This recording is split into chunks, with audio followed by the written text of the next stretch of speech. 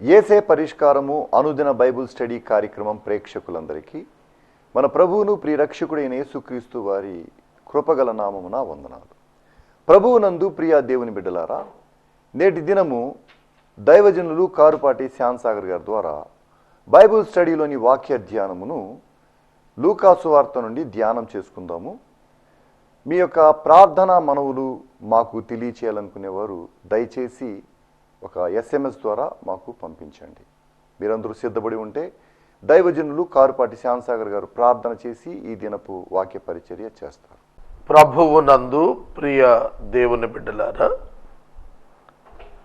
నేటి వాక్య ధ్యానము నిమిత్తము ప్రార్థన చేద్దాము.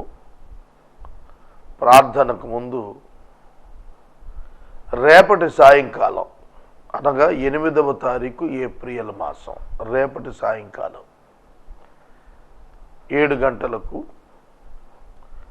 బిగ్ ఆఫీస్ ఏలూరులోని పత్తేబాద రైతు బజారు పక్క సందులో ప్రభా హాస్పిటల్స్ ఆర్థోపెడిక్ హాస్పిటల్ ఉంది. దాని ప్రక్కనే బిగ్ ఆఫీస్ మరియు మా రెసిడెన్స్ అయిన స్థలంలో కృతజ్ఞతాస్తుతి కూడిక ఏర్పాటు చేశాను. వరల్డ్ రికార్డ్స్ యూనివర్సిటీ UK వారు Asia book, India book of records ఏసే పరిష్కారం సాధించినందుకు UK యునెస్కో అఫిలియేటెడ్ యూనివర్సిటీ ప్రత్యేకమైన థీసిస్ను ఆమోదించిన మీదట మార్చి 5, 2017 ఢిల్లీ ప్రక్కనున్న ఫరీదాబాద్లో ఆనరరీ డాక్టరేట్, గౌరవ డాక్టరేట్ పట్టా మరియు గోల్డ్ మెడల్ ఇచ్చారు. 40 మంది వివిధ విశిష్టమైనటువంటి వ్యక్తులకు భారతదేశంలో ఈ యొక్క అరుదైన అవకాశం లభించింది. వాటిలో ఒకే ఒక క్రైస్తవుడిగా, దైవ సేవకునిగా ఈ యొక్క గౌరవ డాక్టరేట్ ప్రభువు తన మహిమార్థం ఈ పరిచర్యలో నాకు అనుగ్రహించారు. ఆ కారణం చేత ప్రభువును స్తుతించాలి అనే ఉద్దేశంతో ఈ యొక్క కృతజ్ఞత కూడిక రేపటి సాయంకాలం ఏర్పాటు చేసుకున్నాము. ఇది సన్మాన సభ కాదు. దండలు, బొకేలు, శాలువాలు కప్పి ఒక మనుషుని ఘనపరిచేది కాదు. కేవలం దేవుని మహిమపరిచేందుకు ఈ కూడిక ఏర్పాటు చేశాను. దీనిలో దేవుని బిడ్డలు పాల్గొవాలని మీ అందరికీ నేను ఆహ్వానాన్ని ఇస్తున్నాను. లెంట్ సీజన్ కావటం వల్ల అనేక మంది పాల్గొనలేరని అనుకుంటున్నాను. కానీ అవకాశం చేసుకొని ఈ ఒక్క దినం అవకాశం చేసుకొని పాల్గొంటే సంతోషిస్తాను. దేవుని వాక్యములోనికి వెళదాము. లూకా శుభవార్త 3వ అధ్యాయము మీ ఎదుట ఉంచుకోనండి. ప్రార్థన చేస్తాను. మమ్మలను మిక్కిలిగా ప్రేమిస్తున్న మా ప్రియ పరలోకపు తండ్రి, మీ పరిశుద్ధ ఘన నామమునకు వందనములు, స్తోత్రములు. నేటి వాక్య ధ్యానము ద్వారా మాతో మాట్లాడండి. రేపటి కృతజ్ఞతాస్తుతి కూడికకు కావలసినటువంటి మంచి వాతావరణము, వనరులను ప్రసాదించండి. ఈ సమయంలో ప్రత్యేకంగా నీ వాక్యమును ధ్యానిస్తుండగా పలు సత్యాలు మా జీవితాల్లో నేర్చుకున్నట్టుకు నేర్పండి. యేసు దివ్య నామమున ప్రార్థన చేస్తున్నాము తండ్రి, ఆమేన్. ప్రభువునందు ప్రియ దేవుని బిడ్డలారా, లూకా శుభవార్త 2 అధ్యాయాలు మనము ముగించుకున్నాము. లూకా సువార్త 2 అధ్యాయాలు పెద్ద అధ్యాయాలు. 3వ అధ్యాయము కూడాను ఇంచుమించుగా 37 వచనాలతో పెద్దదిగానే ఉన్నది. 16:4 ప్రారంభించాము. ఇవాళ 7:5 2 అధ్యాయాలు 21 దినాలు ధ్యానించాము. 2 అధ్యాయాలు 21 దినాలు ధ్యానించాము. లూకాసు వార్త 24 అధ్యాయాలు. ప్రార్థించండి. నూతన ఛానల్స్లో కూడా ప్రభు మార్గాలను తెరుస్తూ ఉన్నారు. వాటి నిమిత్తం దేవుని స్తుతిస్తున్నాను. అవి మెటీరియలైజ్ అయినప్పుడు అనేక మంది మేలు కొరకు పరిశుద్ధ బైబిల్ గ్రంథాన్ని, దాని వెలుగును లోకానికి ఇవ్వాలని చూస్తున్నాను. దాని నిమిత్తం ప్రార్థించండి. 3వ అధ్యాయంలో 2 వచనాలు ఇవాళ నేను మీ ముందు ఉంచాలని ఆశపడుతున్నాను. అదేమిటంటే, పాలస్తీనా భూభాగం 4 ఉపభాగాలుగా యేసుక్రీస్తు ప్రభువు యొక్క పరిపాలనకు ముందస్తు దినాన బాప్తిస్మమిచ్చు యోహాను యొద్దకు దేవుని వాక్యము వచ్చినప్పటికీ 4 భూభాగాలు, ఉపఖండాలు, ఉపభాగాలుగా ఉన్నాయి. 1 తిబెరియా కైసరు అనే చక్రవర్తి ఈ 4 భాగాలకు కూడాను, ఈ 4 భాగాల్లో కైసరు చక్రవర్తికి ఉన్న దినాల్లో తిబెరియా కైసరు ఏలుబడిలో 15వ సంవత్సరం, తిబెరియా చక్రవర్తి కైసరు ఏలుబడిలో 15వ సంవత్సరంలో యోదయకు పొంతి పిలాతు అధిపతిగాను, గలిలయాకు హేరోదు చతుర్థాధిపతిగాను, ఇతూరయ త్రకోనీతి దేశములకు అతని తమ్ముడు హేరోదు తమ్ముడు ఫిలిప్పు చతుర్థాధిపతిగాను, అబిలేనే దేశమునకు లుసానియా అధిపతిగాను ఉన్నారు. 4 రూలర్స్. ఈ 4 కూడా అధిపతులుగా ఉన్నారు అన్నప్పుడు కాలము, స్థలము, వ్యక్తులు, కాలము, స్థలము మరియు వ్యక్తులు, ఈ 3 కూడా చరిత్ర అన్నదానికి ఉనికి పట్టుడు. What is the history? What is the meaning of history? Definition of history అర్థం ఏమిటి, నిర్వచనం ఏమిటంటే, ఈ 3 ఉన్నప్పుడే చరిత్ర అవుతుంది. కాలము, స్థలము, వ్యక్తి. కాలము, స్థలము, వ్యక్తి ఉన్నప్పుడు అది నిర్దిష్టమైనటువంటి చరిత్రగా కనిపిస్తుంది. నిర్దిష్టమైన చరిత్రగా కనిపిస్తుంది. సోదరుడా, సోదరి, Bible is the historically proved book. క్రీస్తు శకము, క్రీస్తు పూర్వము. క్రీస్తు శకము, క్రీస్తు పూర్వము. చరిత్ర 2గా, కాలము 2గా క్రీస్తుని బట్టి విభజించబడింది. ఇప్పటికీ మనం క్రీస్తు పూర్వం, క్రీస్తు శకం మనం వినియోగించుకుంటున్నాం. మన దేశంలో కూడా, ప్రపంచం అంతా కూడా. క్రీస్తు పూర్వము 4వ సంవత్సరాన యేసు భూమి మీదకు నరావతారికి వచ్చారు. క్రీస్తు శకం 30లో ఆయన చనిపోయినారు. 33.5 years. ఈ 33.5 సంవత్సరాల్లో 30th year ఆయన బ్యాప్టిజం తీసుకున్నారు. దానికి కొంతకాలం క్రితం బాప్తిస్మం ఇచ్చి యోహానుకు దేవుని వాక్యం వచ్చినప్పుడు అధిపతులు ఎవరున్నారు అనంటే, ఆ భాగానికి, పాలస్తీనాకు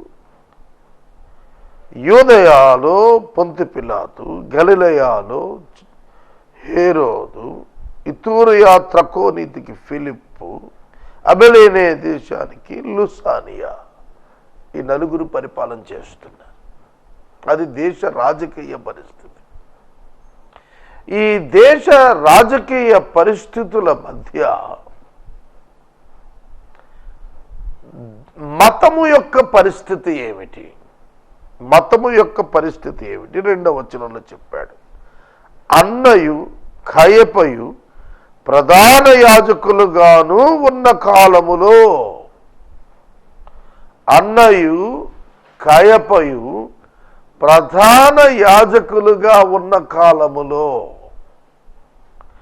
అన్న యేసుక్రీస్తు ప్రభువు సిలువకు వెళ్ళేటప్పటికి మాజీ ప్రధాన యాజకుడయ్యాడు. కయప ఆ సంవత్సరపు ప్రధాన యాజకుడయ్యాడు. అన్న యొక్క కుమార్తెను కయపకిచ్చాడు. మామ అల్లుళ్ళు.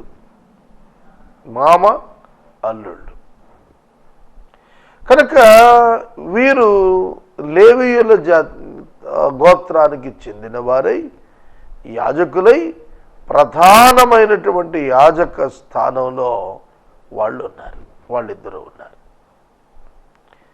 చూడండి, ఎటువంటి అధికారులు, రాజకీయ అధికారులు, ఎటువంటి మతాధికారులు ఉన్నారు. కానీ దేవుని వాక్యము ఎవరికి వచ్చినని రాయబడింది? దేవుని వాక్యము జక్కర్యా కుమారుడైన యోహాను నొద్దకు వచ్చెను. ఎక్కడ ఉండగా వచ్చెను?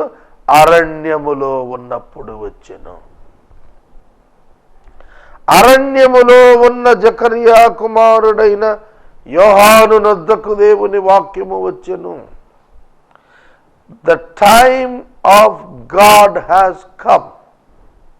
దేవుని సమయము ప్రారంభమైందన్నమాట. గమనిస్తున్నారా?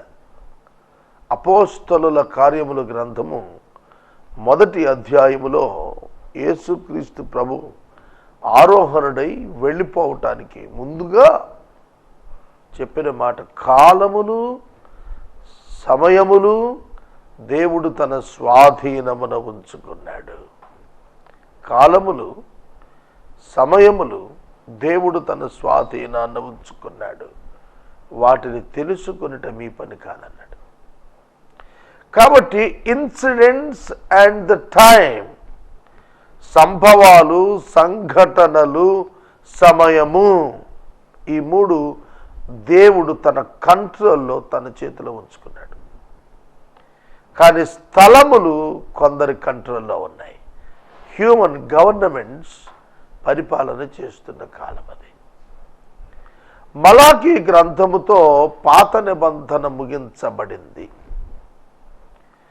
మలాకీ గ్రంథముతో పాత నిబంధన ముగించబడింది. పాత నిబంధన గ్రంథాలు పూర్తయిపోయాయి. పాత నిబంధన కాలము యేసుక్రీస్తు ప్రభువుతో, యేసుక్రీస్తు ప్రభు మరణము పునరుద్ధానములతో ముగించబడింది. ఈ పాత నిబంధన కాలములో, పాత నిబంధన పుస్తకాల యొక్క ముగింపులో దేవోక్తి రావటం మలాకీ దగ్గర ఆగిపోయింది.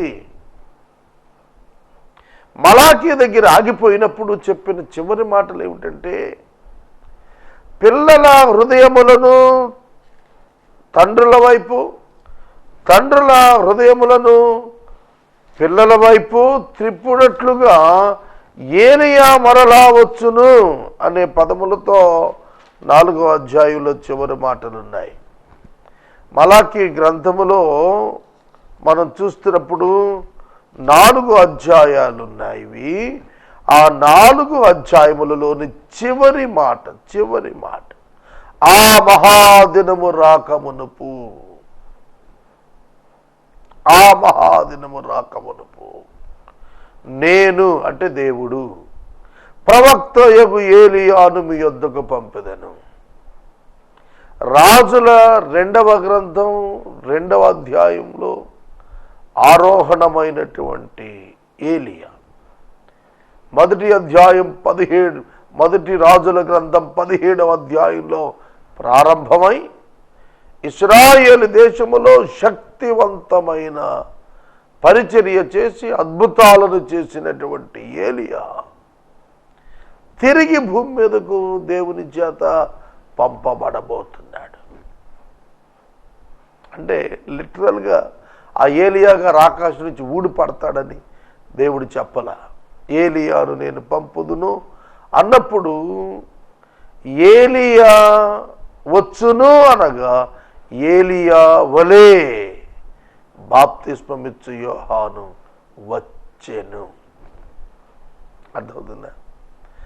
దేవోక్తి ఏలియాకు వచ్చింది కనుక తిరిగి దేవోక్తి ఏలియా ఆత్మతో శక్తితో ఈ లోకంలో బాప్తిస్మం ఇచ్చు యోహాను అదే పవర్ అదే స్పిరిట్తో ఆయన ఇక్కడ సంచరించాడు.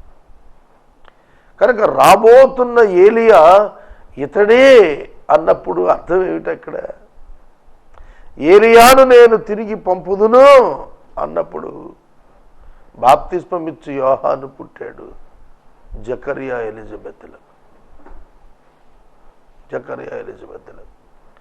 The same person like Elijah. కనుక అదే ఆత్మ కలిగినటువంటి, అదే పవర్, అదే స్పిరిట్ కలిగినటువంటి వాడు. కనుక ఏలియాను మీ యొద్దకు నేను తిరిగి పంపుతాను, అతడు దేశము శపించబడకుండేటట్లుగా నేను వస్తాను మరలా భూమి మీదకు. అదే రాస్తాడు, నేను వచ్చి దేశమును శపించకుండానట్లు,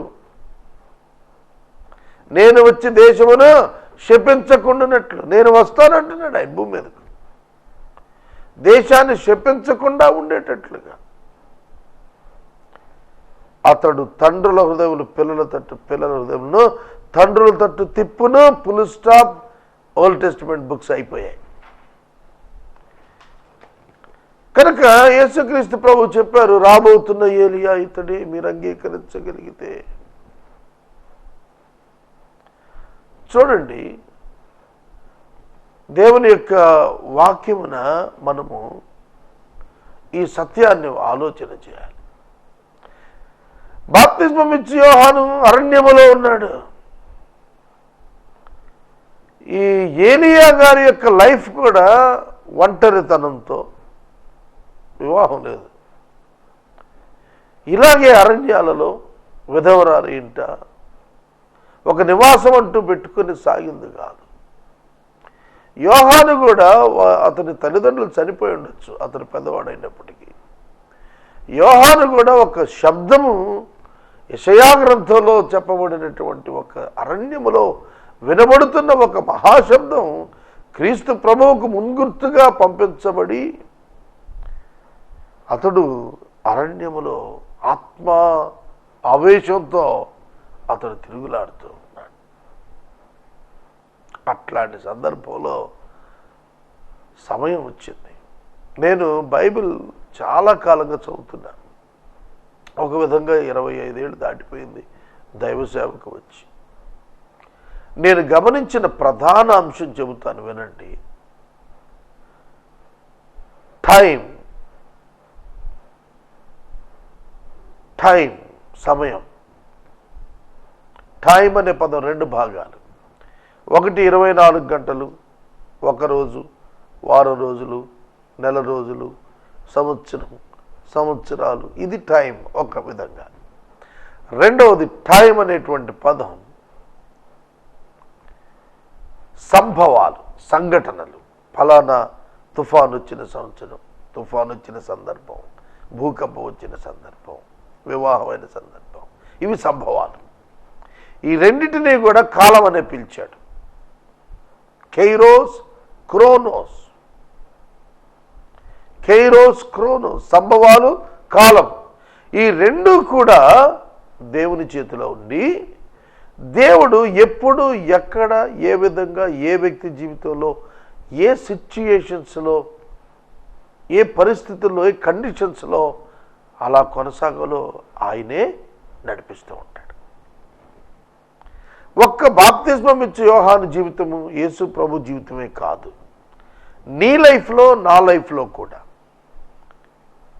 నీ జన్మదినం ఉంది, నీ వివాహ దినం ఉంది, నీ ఉద్యోగ ప్రవేశ దినం ఉంది, నీ ఉద్యోగ విరమణ దినం ఉంది, నీ ప్రయాణపు దినములు ఉన్నవి, నీ ప్రత్యేక దినాలు ఉన్నాయి. ఇవన్నీ నీ లైఫ్లో నీకే. It is your personal experiencing days. నీ డెత్ డే ఉంటుంది, నీ మెమోరియల్ డే ఉంటుంది. కనుక some memorable events in your life in some time God will arrange. అవి దేవుడే ఇస్తాడు. నువ్వు పట్టబద్ధుడమైన దినం ఉంటుంది, నిన్ను ఘనపరచబడిన దినం ఉంటుంది. ఇలా సంభవాలు, ఈ సంభవాలు రాజకీయ మతపరమైన రెండు శక్తులు లోకములో కదలాడుతుండగా దేవుని యొక్క శక్తి కూడా పనిచేస్తుంది. జాగ్రత్తగా వినాలి. ఒక రాజకీయపరమైనటువంటి శక్తులు అలాగే మతాలకు సంబంధించినటువంటి వ్యక్తులు మధ్య దైవ చిత్తము నెరవేర్చేటువంటి వ్యక్తుల యొక్క సమ్మిళిత జీవితాలు కూడా కొనసాగుతూ ఉంటాయి ప్యారలల్గా. అదే ఇక్కడ 3వ అధ్యాయంలో మొదటి 2 వచనాల్లో రాశాడు. పిలాతు, హేరోదు, ఫిలిప్పు, లుసానియా ఈ నలుగురు పరిపాలిస్తున్న దినములవి. ఆ దినాల్లో అన్నా కైప ప్రధాన యాజకులుగా ఉన్నారు. రాజకీయంగా మతపరంగా ఈ పెద్దల కాలంలో అరణ్యములో ఉన్న యోహాను దగ్గరకు దేవుని వాక్యం వచ్చెను. చదువు లేనివాడు యోహాను, చదువు లేనివాడు. తిష్బీయుడైన ఏలియాను గురించి కూడా బ్యాక్గ్రౌండ్ రాయలా. ఇక్కడ కూడా అంతే, చదువు లేనాడు. మరియు తోలుదట్టు కట్టుకొని మిడతలు అడవి తేనె తాగుతూ అరణ్యంలో కేకలు వేసుకుంటూ ఒక స్పష్టత కలిగిన వాడే ఆధ్యాత్మికంగా ఈ లోకానికి అర్థం కాకుండా నిలిచిన వాడే తిరుగాడుతున్నాడు. బాప్తిస్మం ఇచ్చే యోహాను స్నానికుడైన యోహాను అంటాం. ఎంత పేరంటే ఆ ప్రాంతంలో అతన్ని ఒక మహాప్రవక్తగా ఇచ్చారు. ప్రజలు అతని దగ్గరికి వెళ్ళి పాపాలు ఒప్పుకోవటం ప్రారంభించారు. అతని చేత బోధ పొందారు. అతనికి శిష్యులు ఏర్పడ్డారు. వారికి అతను బోధించాడు, బాప్తిస్మాలు ఇచ్చాడు. యేసు ప్రభువుకు కూడా బాప్తిస్మం ఇచ్చింది అతనే. అతనికి వాక్యం వచ్చింది. ఏమిటి వాక్యము? పాప క్షమాపణ నిమిత్తము మారు మనసు విషయమైన బాప్తిస్మం పొందాలి అని చెప్పి యోర్దాను నదీ ప్రదేశం అంతటా కూడా అతడు ప్రకటన చేస్తున్నాడు. గమనించండి, యోర్దాను నదీ ప్రదేశం అతని యొక్క పరిచర్యా స్థలం. అతను కేకలేస్తున్నాడు, అరణ్యంలో బిగ్గరగా కేకలేస్తున్నాడు. కామన్ మెన్, కామన్ ప్రీచర్కి ఇతనికి ఎంత వ్యత్యాసం చూడండి. మనం అనుకుంటాం బోధకుల్లో టాపర్గా ఉండాలనుకుంటాం, కానీ టాపర్గా లేడు, డిఫరెంట్గా ఉన్నాడు. నా బ్రతుకు కూడా అలాగే అయిపోయింది. అందరూ ఒకలా చెప్తుంటే నేను మరొక కోణంలో నుంచి బైబిల్ని ఎక్స్పోజ్ చేస్తున్నాను. ఆలోచించాలి. A different man, a different teaching, a different spirit than these high priests. ప్రధాన యాజకులు నేర్పిస్తున్న బోధ వేరు, యోహాను నేర్పిస్తున్న బోధ వేరు. యోహాను పశ్చాత్తాపం, మారు మనసు, పాప క్షమాపణ గురించి మాట్లాడుతున్నాడు. నేను కూడా అంతే, పాప క్షమాపణ గురించే మాట్లాడతాను. మిగతా అనవసరం, మిగతావి అనవసరం. దీవెన గురించి మాట్లాడక్కర్లా. అర్థమైందా? మాట్లాడాల్సినది ఒకటే, పాప క్షమాపణ గురించి. ఇవాళ దీవెన గురించి మాట్లాడుతుంటే ప్రజలు పరిగెడుతున్నారు. సభల్లో మంచి వాక్యం చెప్పే సేవకులు ఉన్న చోట 100-200 మంది రావటం కష్టమైపోతుందండి. బంగారం లాంటి వాక్యం చెప్పే చోట, భక్తిపరుడైన దైవ సేవకుడు ఉన్న చోట, వాక్యం చెబుతున్న చోట 200 మందిని తీసుకురావాలి అంటే కూడా కుంటోళ్ళు, లేమ్ పీపుల్ ఉంటారు చూసారా, అంగవైకల్యం వాళ్ళకి ఒక వెహికల్ పెట్టి తేవాల్సిన దుస్థితి వాళ్ళకి అనిపిస్తుంది. కానీ నాట్యాలు, సంగీతాలతో ఉర్రూతలూగిస్తారే వాక్యం లేకుండా, అబద్ధాలు చెప్పుకుంటూ, స్వస్థతల పేరిట మోసాలు చేస్తూ. అట్లాంటి చోటకు 1000 మంది ఇరగబడి వెళుతున్నారు. ఆ రోజుల కంటే ఈ రోజులు ప్రమాదంగా ఉన్నాయి, జాగ్రత్త. భక్తి ముసుగులో, మతం ముసుగులో జరుగుతున్న అరాచకం పెచ్చుమీరుతుంది. క్రీస్తు ప్రభువు యొక్క దినాల్లో కంటే ఇప్పుడు అనేక రెట్లు పెరుగుతుంది. దీన్ని అపోస్టసీ అంటారు. అంటే విశ్వాస భ్రష్టత్వం సంభవించును. భూమి మీద నేను తిరిగి వచ్చినప్పుడు విశ్వాసమును కనుగొందునా అని ప్రశ్నించాడు. అపోస్టసీ, భ్రష్టత్వం వస్తుంది. ఆ భ్రష్టత్వం ప్రధానంగా దైవ సేవకుల మీద ప్రధానంగా పడుతుంది చివరి దినాల్లో. ఆ తర్వాతే విశ్వాసుల మీద పడుతుంది అది. కనుక బాప్తిస్మం ఇచ్చు యోహానుకు వాక్యం వచ్చింది, దైవ సేవకులకు వాక్యం రాలేదు.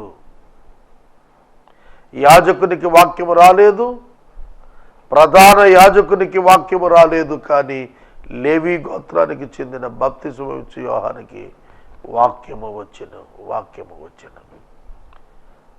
దేవుని వాక్యాన్ని నేను ముగిస్తున్నాను. సోదరుడా, సోదరి, నేను మరలా మనవి చేస్తున్నాను. దేవుని యొక్క అద్భుతమైనటువంటి కాలము, అద్భుతమైన వ్యక్తి, అద్భుతమైన మహాసమయం, ఈ మూడింటి మధ్య మిషన్ వాజ్ స్టార్టెడ్. గాస్పుల్, సువార్తీకరణ ఉద్భవించటానికి కొరకైన మిషన్ ఇక్కడ ప్రారంభమైంది. ఈ బోధతో యేసుక్రీస్తు ప్రత్యక్షతకు సమయం దగ్గరకు వచ్చిందనేది ఆ కాలంలో సూచనగా నెరవేర్చబడింది. రేపటి సాయంకాలం ఏలూరు ఫతేబాద్ రైతు బజార్ పక్క సందులో ఉన్న ప్రభా హాస్పిటల్ దగ్గర బిగ్ ఆఫీసులో, ఆఫీసు ఎదుట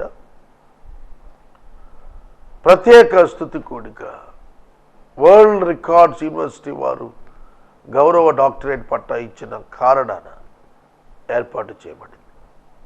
కావున మిమ్మల్ని ప్రేమతో ఆహ్వానిస్తున్నాను. ప్రార్థన. మనము ఇంతవరకు దైవజనులు కారుపాటి శ్యామ్సాగర్ గారి ద్వారా బైబిల్ స్టడీలోని వాక్య ధ్యానమును లూకాసు వార్త నుండి ధ్యానం చేసుకుందాం. మీ ప్రార్థనా మనవులు మాకు తెలియచేయాలనుకునేవారు దయచేసి SMS ద్వారా పంపించండి. అలాగే మీ కుటుంబ పక్షముగా ఒక ఎపిసోడ్ ఆర్థిక సహకారం అందించాలనుకునేవారు మాకు ఒక SMS పంపిస్తే మా సిబ్బంది మీ గృహాలను దర్శిస్తారు. అదేవిధంగా ప్రతిరోజు సాయంత్రము 7 గంటల నుంచి 7:30 వరకు బ్లెస్సింగ్ టీవీలో దైవజనులు కారుపాటి శ్యామ్సాగర్ గారి ద్వారా యోబు గ్రంథం యొక్క ధ్యానాలు జరుగుతున్నవి. దయచేసి ప్రేక్షకులందరూ కూడా వీక్షించాలని మనవి చేస్తున్నాం. ముగింపు ప్రార్థన, ఆశీర్వాదాలతో ఈ కార్యక్రమాన్ని ముగించుకుందాం. ప్రార్థన. మమ్మల్ని మిక్కిలిగా ప్రేమిస్తున్న మా ప్రియ పరలోకపు తండ్రి, మీకు వందనాలు, స్తోత్రాలు. నేటి వాక్య ధ్యానం ద్వారా మమ్మల్ని ఆశీర్వదించారు. రేపటి కృతజ్ఞతా కూడికలో పలుమంది విశ్వాసులు పాల్గొని నిన్ను స్తుతించు కృపనిమ్మని యేసునామమున అడుగుచున్నాము తండ్రి, ఆమేన్. తండ్రి అయిన దేవుని ప్రేమ, కుమారుడి యేసయ్య కృప, పరిశుద్ధాత్మని యొక్క అన్యోన్య సహవాసం సదాకాలం మనకు తోడైండును గాక. ఆమేన్.